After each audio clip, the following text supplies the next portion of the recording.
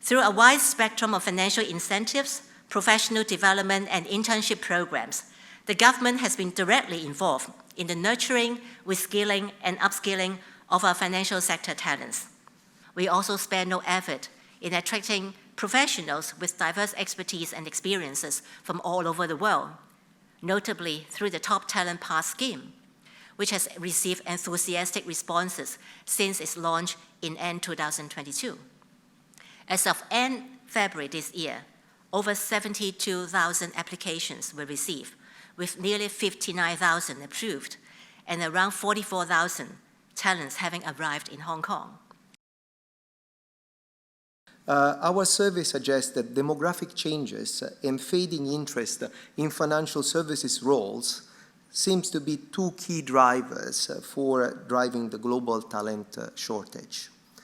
These findings are also coupled with distinct post-pandemic employment trends due to shifting employee priorities. Finally, the third trend that I would like to highlight is specifically related to a mismatch between demand and supply of specific roles in financial services due to financial innovation in financial services, ESG developments, and in general fast evolving skill requirements for those specific roles.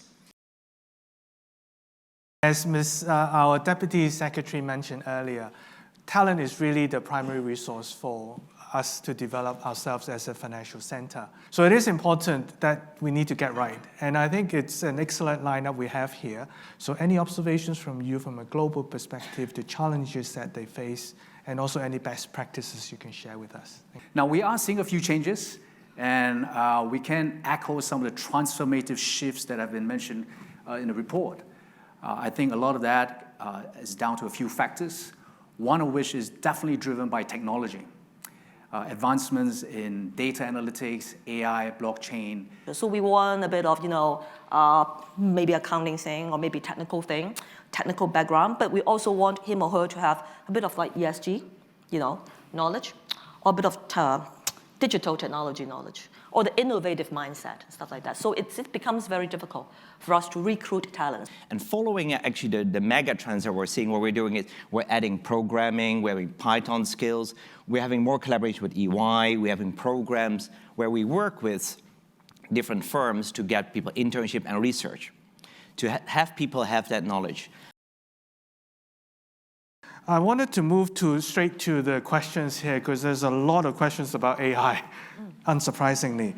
Every time I go along and I meet new chart holders in different places and get to congratulate them on becoming a chart holder, we have a Q&A session. Guess what the first question is?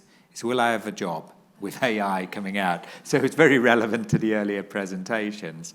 And the answer I always tell them is yes, of course, but it will look different as we all have to embrace that technology. I just want to say also, whether you want to, be really implementing a lot of AI or how responsible you want your AI to be implementing, right, in your organization, that also depends a lot on the leadership, what they are believing in it and how they're going to take it. I do see a huge difference in different industry, first of all, and also even in the same industry, different people. And I think the competitive advantage for Hong Kong when it comes to AI is to focus on Asian languages.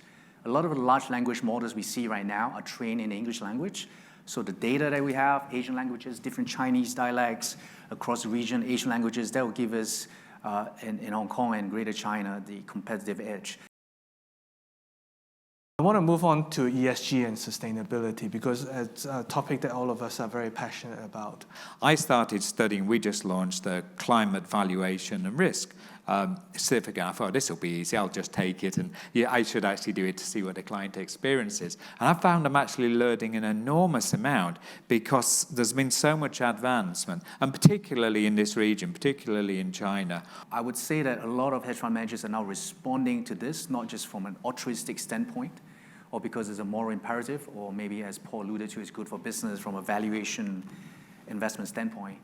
But it's also because, from an HR perspective, we need to be on top of this. I mean, if I look at the role of the Chief Sustainability Officer, it really depends on where you are, where your industry is in the journey, where your company is in the journey, and then based on that, knowing the material risk and issues, you can basically sort of reverse engineer, define your curriculum. I do want to cover the DEI angle, the diversity, equity, and inclusion. And Paul, you alluded to a bit earlier. But you can't, say it means very different things, but at the heart of it, to me, it is about having that cognitive diversity. You get better thinking when you've got a mixture of gender backgrounds, approaches to this. And this is why, as referenced before, the initiatives we've been doing in China come from a quite different perspective. First of all, gender. I think we're not doing too bad, to be honest, in Hong Kong, especially in financial service industry. And even with UI, we're doing quite well, I guess, for gender, female participation. Personally, I do think I want to see more and more women, if you want to say, in the technology side, probably. And we're also doing Women in Technology group ourselves to really empower and support them.